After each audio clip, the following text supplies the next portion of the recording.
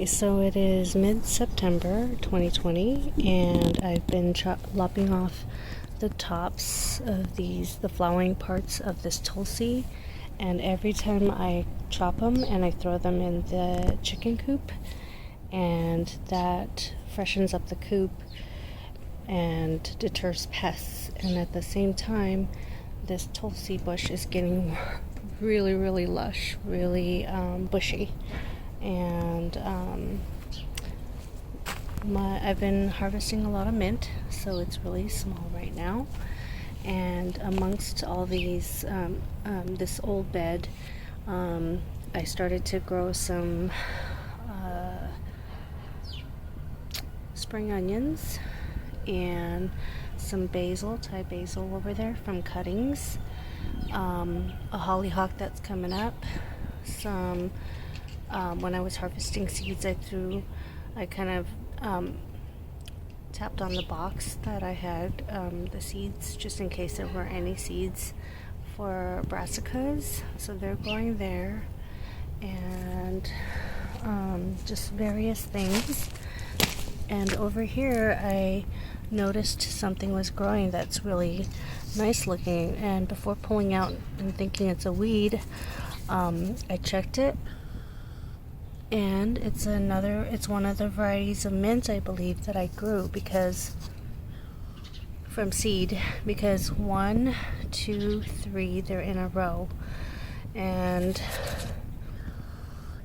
it's a different kind of basil. So I'm not sure what kind of basil it is, but 1, 2, 3, and this is a 4th one, and so that's great. I don't have to just rely on the Thai basil.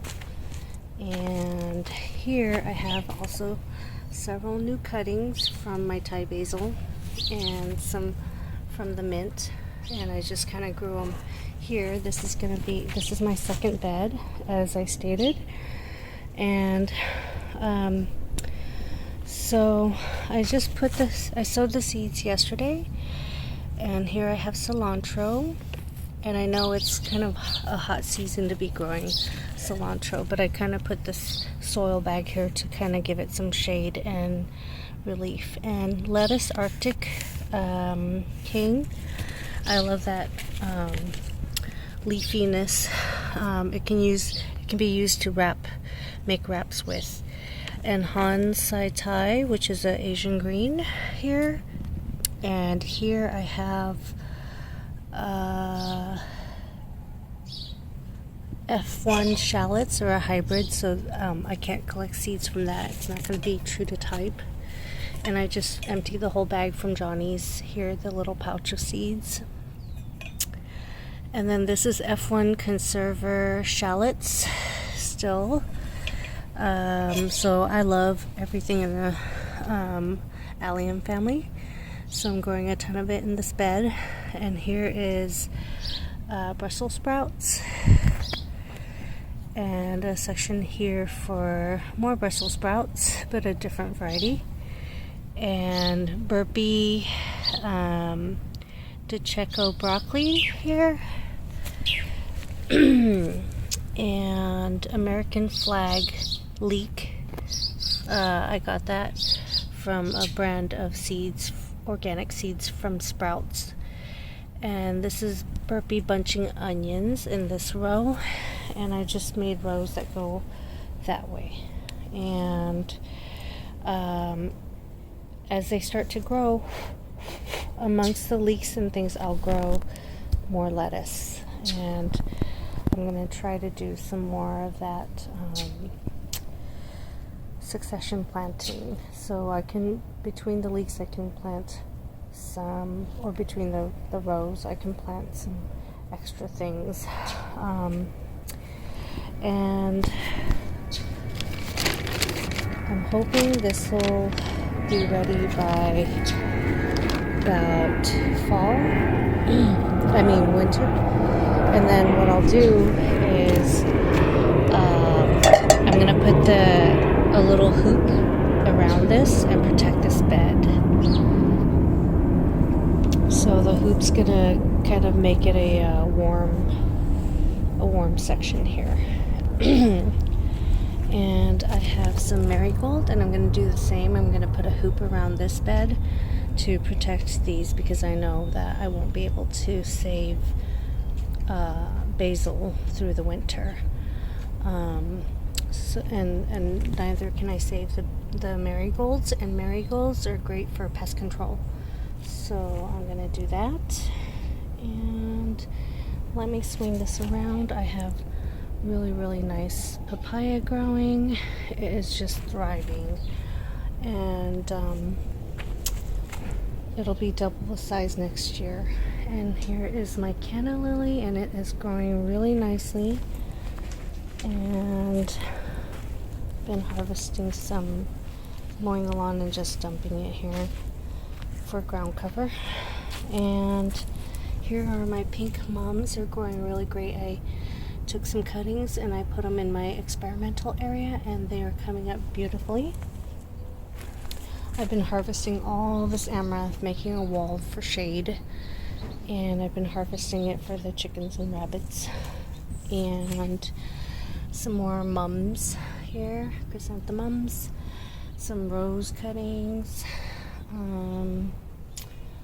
What else is new? Let me just show you my chopping and dropping. So over here I have a lot of the bougainvillea leaves and florets, and what happens is bougainvillea grows, it's vining, so it just kind of grows crazy, and it just makes lots and lots of branches. And we just cut this a couple months ago, and it's going crazy. So I just climbed a chair and I cut off anything that I can reach, and I just let it grow up. It's fine if it grows up, but as far as growing out, I don't like it so much, and I just try to control it a little bit. So I chopped down some and I put it at the base of my avocado and pomegranate, and I like the hibiscus, so I don't want it shaded out by the bougainvillea. And so the bougainvillea, I cut those because they get messy. The flowers dry out and then they drop and they make a mess. So what I do is I cut the branches and I stick it at the base of the avocado and palm, and it's thorny, so squirrels and things are less likely to feed on my avocados and pomegranate. At least I hope so. And finally, I would like to show how I have been chopping and dropping. I've been chopping a lot of the amaranth, which I have all over, and I've been giving it to the chickens and rabbits. And then I've been kind of cleaning up everything, and I have a lot of areas where I am just kind of like clearing out the path and kind of mulching, pushing the mulch towards the base of plants while I'm weeding. So I weed, and then I try to push the leaves and things towards the plants so that they don't get too much weed pressure. It kind of mulches it and keeps the water in at the base of the plants. So I've been doing that. So there are a lot of paths, clear paths, since now the plants aren't really thriving as much as it's starting to get too hot, and then afterwards it starts to everything starts to kind of die off. So here I have just a lot of paths. I'm starting to clean up everything, and then I'll do a second round of chopping and dropping again, because over here, let me just show you, all the leaves are falling off of the passion fruit and it's drying out completely. This is the side that gets blasted on by the sun, the summer heat, especially. We had over 115 degree temperatures about 2 weeks ago.